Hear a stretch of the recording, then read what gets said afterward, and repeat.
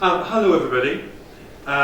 So we are now at the end of the show at the end of the pier.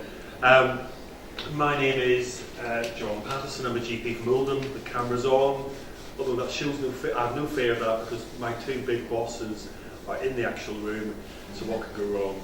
The second most difficult job I have is I'm the co-chair for the elective recovery group, so I go to bed thinking about the 500,000 people on our waiting list, and we're making some slow progress, 40 days of industrial action that most of us are sympathetic with and a lot of us support. But that's an interesting gig to have, and as you say, it's you get to see behind the curtain and what's really happening, and we are all of the same tribe. But there's a lot of forces that try and divide us. And then my most difficult job is the job that all of you do really, really well, which is sitting with the general public in this broken society, in this cost of living crisis, where we struggle because there's not enough to go around. And I'm really struck by the head of Asda. Did you see it the other day? He was asked, was he scared of losing his patients to Aldi? And his answer was, no, I'm scared of losing my customers to food banks. And so that's our context, isn't it? And so tonight, you've heard some amazing, insightful, deep talks. You've had some fantastic innovation. You've had some seniority, wisdom. I'm just here to give you a little bit of fun and let you all go home, hopefully with a smile. I've got some strange cardiac asthma thing going on, so as an added incentive, if you don't want to hear me tonight, I might yet pass out during this talk. I give none of you permission from mouth to mouth. Let me go with dignity, and if you could put a GP of note sign just on the photograph. I know I don't qualify, but I'll do my best. So, here we are, Dr. Liz Foster, to explain how this small child, what a savant child that she can read the paper at the age of whatever, became this fully blossomed and realised a doctor who deserves, as many people do, to be a GP of note. There are a few slides, not as many as there would have been. I did ask lots of people for tributes and for photographs. I've really cut it down. I'll give you the unedited highlights maybe later on. Somebody sent me 4 pictures of cakes. Where have we ever had a tribute where the cake quota has come into it? So anyway, that's the conversation for afterwards if anybody wants to hear about the cakes. So so Dr. Liz Foster, DDBC, your full letters, but as many of us call you, Lizopedia, and we call it Lizopedia because she just seems to know everybody and know everything. And everybody it's not Ryan Reynolds, it's not Kevin Bacon, everybody is 2 steps removed from Liz Foster. We once took you, Liz, to the Royal College conference, and it was just the most painful experience because you couldn't get anywhere because you knew everybody and everybody had been worked with her. And only when I started doing this did I realise why that was. So I do ask you to explore why Liz is called Lizopedia. There's lots of quotes out there about our profession, and it's just been tough, as you say, Manisha, it's been tough. We've all been a bit broken by COVID, we've been a bit broken by the commissioner-provider split. I love our profession, I love each one of you in the room, and I'm really grateful for you, but I do realise that those of us in leadership have to sit in a corporate place, and that's difficult sometimes, very difficult for you, sometimes a little bit difficult for me, not that I'm asking you to play a small violin for me. But I am really pleased that there was, and I've been thinking recently about the commonality of who we are. And basically, this is an Indian doctor from America.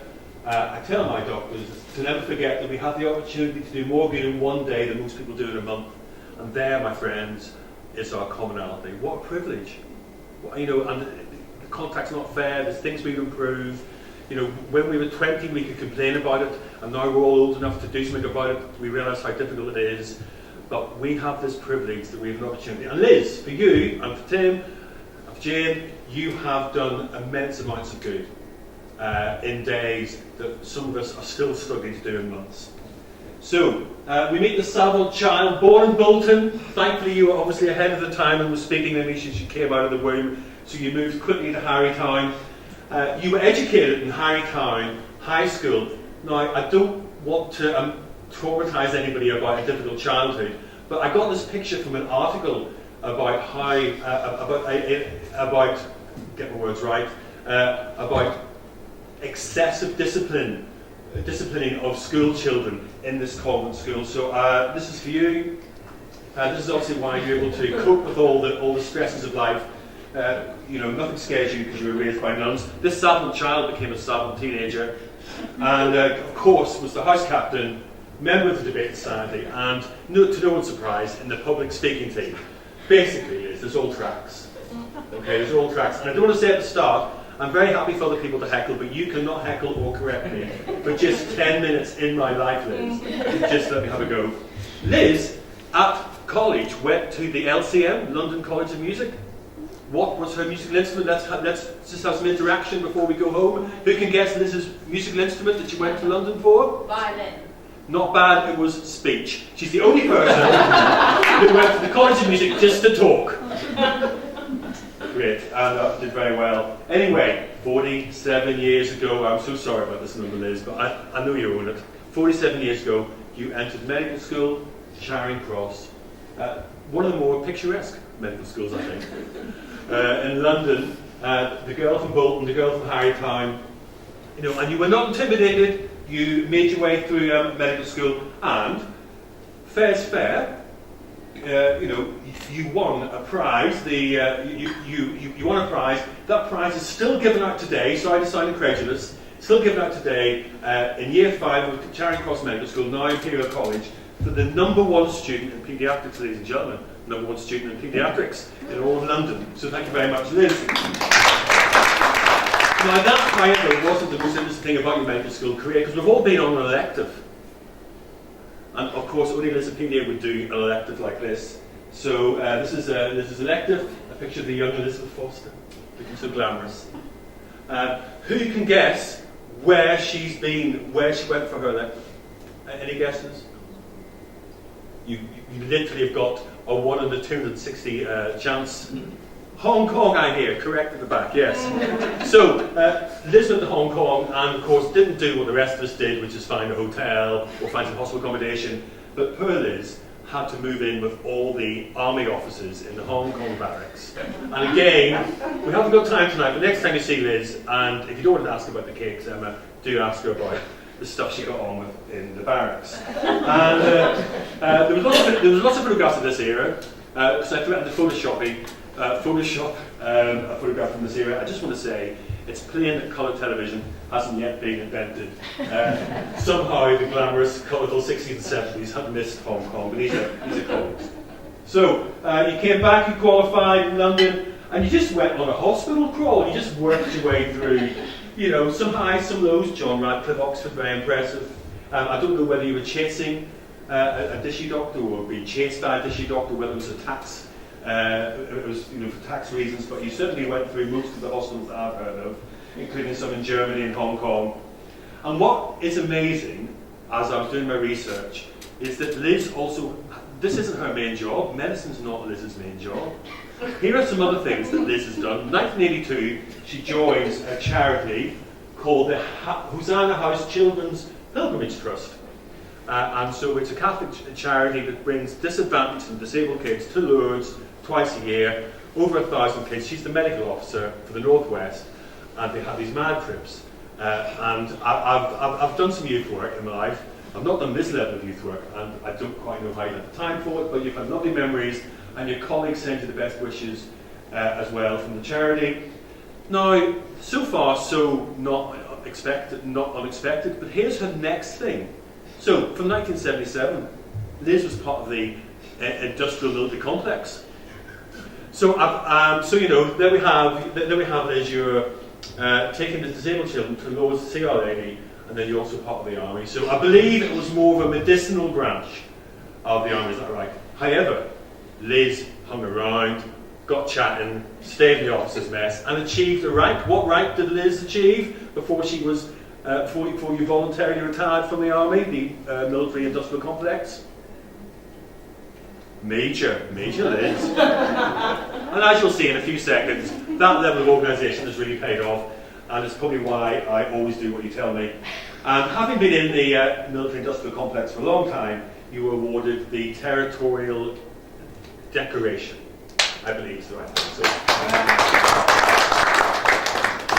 we're going to speed up now. This is the bit you didn't know. All the rest you know, so we're going to speed up a bit. You're pleased to know.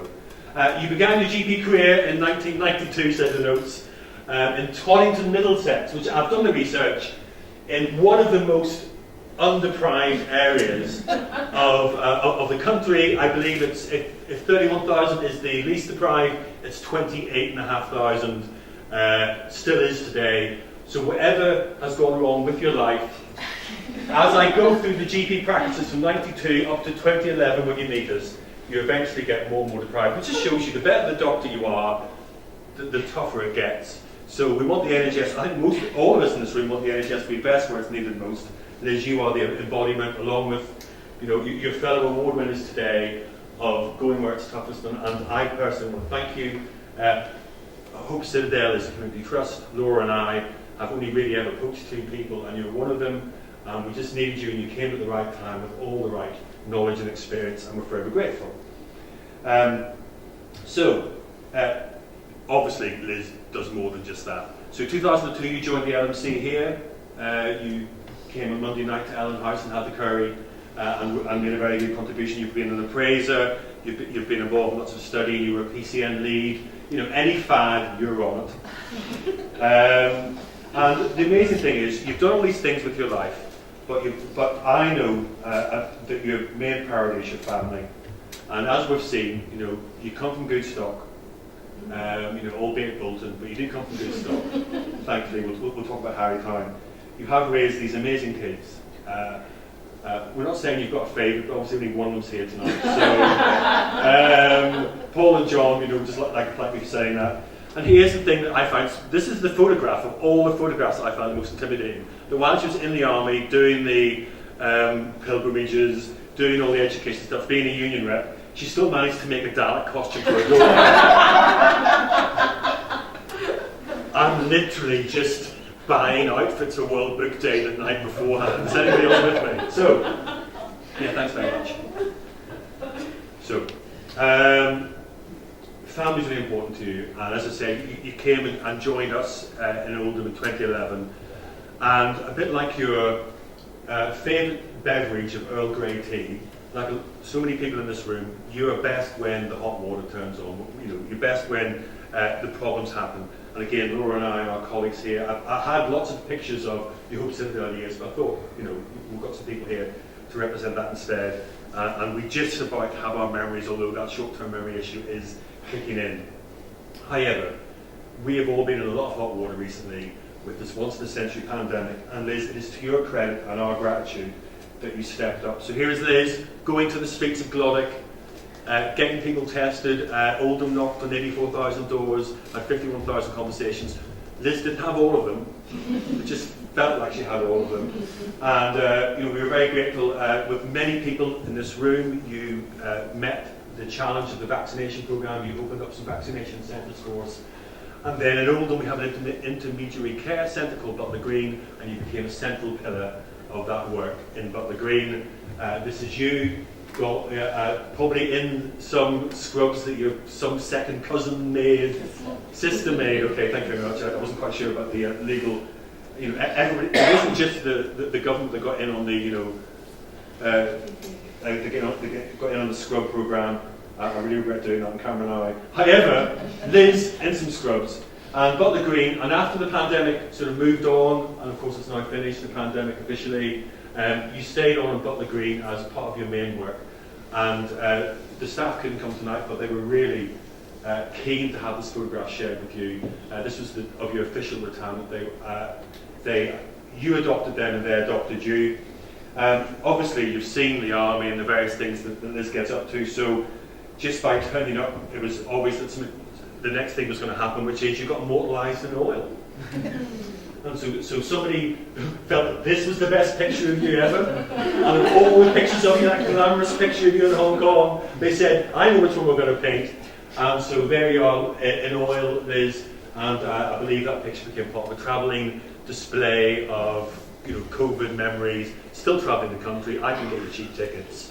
This is how you have been immortalised, and that sort of scans with everything else that we know about your story. Acceptance that is not how you are immortalised. Yes, there's an oil painting, but you are immortalised in the effect you've had on the people you've worked with. And so I went for the various tributes, and this was the one which I thought summed up the whole thing best. And so it's from Butler Green. Vicky Alcock sent me this, and we'll finish, and I'll read it out if that's okay. So Liz is committed to her career and patients for over 40 years. She goes above and beyond for her patients and has dedicated her life to provide exceptional medical support and advice to the residents of Oldham. Not only does she support patients, she's inspirational as a mentor for staff and colleagues, and she has the ability to teach and an enormous wealth of knowledge and skills. Liz, respected by all that meet her as she is warm, caring and formidable. One in a million. So, ladies and gentlemen.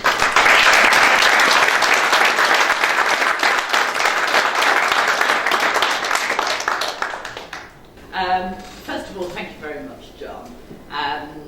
Thank you to my daughter for rifling through some photographs. But I would like to say that it has been a great privilege to work in general practice. It wasn't my first intended career path. I really wanted to be a paediatrician, but things happened and things changed. So I became a GP. First of all, I was in partnership in Teddington in Middlesex, and it's true, you know, sort of the biggest social problem there was really where to park your BMW. But then we relocated back to the northwest in 2001, and after a period of partnership in Hyde, I then, when I first became part of the LMC here, although I had some contact with Alan going back even further than that, when I'd done some locums when I was working up here in the early 90s. But, you know, I then sort of came to Hope Citadel, and I would say that as a sort of looking at my career in thirds, I would say that the time that I've had at Hope Citadel has really been some of my happiest time in general practice. I think the thing about Hope Citadel is the team. And although it was working in an area of real deprivation, and I've worked in several of the Hope Citadel practices, both in Oldham and in Rochdale and over in Levenshulme, it's the team and the teams at each site that have been the enabler.